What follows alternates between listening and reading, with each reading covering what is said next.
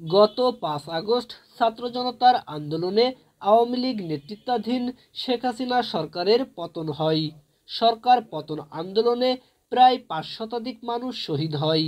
সরকার পতনের ১ মাস পূর্তিতে এই শহীদদের স্মরণে সরকারি বুরজলাল কলেজে বৈষম্য বিরোধী ছাত্র আন্দোলন খুলনার উদ্যোগে শহীদি মার্চ ও শহীদদের স্মরণে দোয়া অনুষ্ঠিত হয়।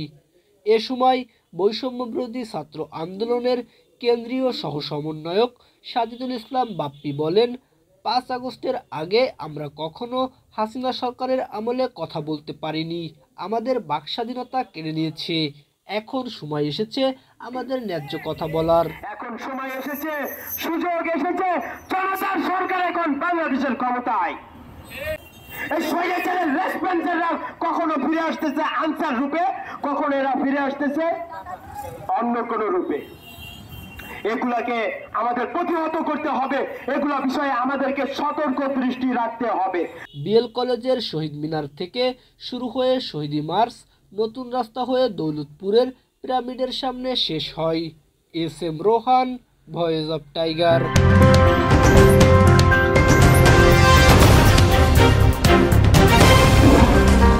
Voice of Tiger.